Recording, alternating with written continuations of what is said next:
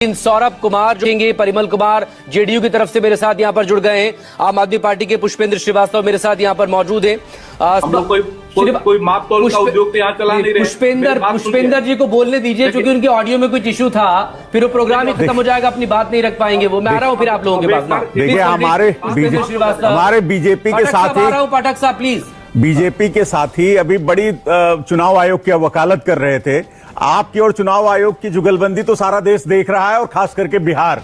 मैं आपको उस चुनाव आयोग जिसकी आप वकालत कर रहे हैं, तारीफ कर रहे हैं, मैं उसका एक कारनामा दिखाता हूं। बीएलए और बीएलओ की लिस्ट मांगी गई थी पार्टियों से। आम आदमी पार्टी राष्ट्रीय पार्टी है।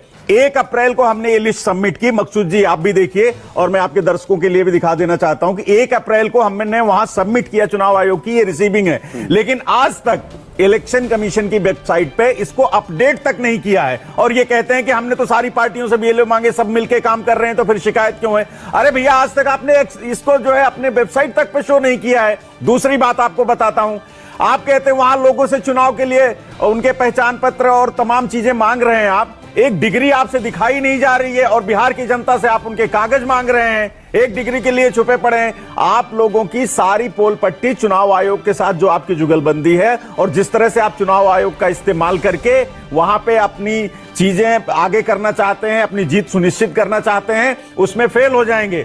भारतीय जनता पार्टी की यह मानसिकता रही है कि विपक्ष के लोगों को दबाओ, चाहे ईडी के थ्रू दबाओ, चाहे से अभी आपने मकसूद जी देखा होगा, कल हमारे यहाँ 18 से 20 घंटा सौरभ भारद्वाज जी जो हमारे दिल्ली प्रदेश के अध्यक्ष हैं और पूर्व मंत्री रहे हैं, उनके घर पे 18 से 20 घंटे तक रेड मारी ईडी ने, कुछ भी नहीं मिला।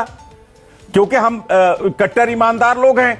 हमारे यहाँ अरविंद केजरीवाल जी हो, मनीष सिसोदिया जी हो, संजय सिंह जी हो, तमाम नेता रहे कि सबको इन्होंने उनके खिलाफ झूठे मुकदमे दर्ज किए, उनको जेल भेजा, परेशान किया, और आखिर में क्या हुआ आपने देखा होगा। सत्येंद्र जैन जी वाले मामले में सीबीआई ने किस तरह से जाकर के वहां 2.5 साल उनको जेल में रखने के बाद, और वहां कह दिया कि हमारे पास तो इनके खिलाफ कोई सबूत ही नहीं है।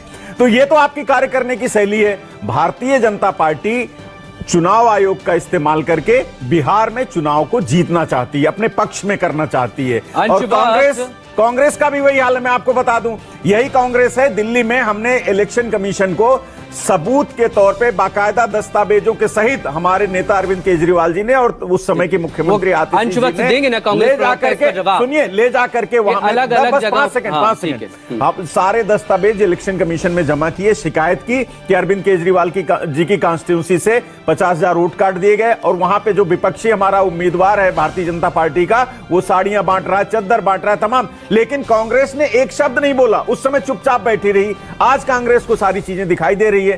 तो ये इन सब की मिलीजुली जुगलबंदी है। आम आदमी पार्टी एक बार फिर से संविधान को आगे कर रहे हैं राहुल गांधी। एक बार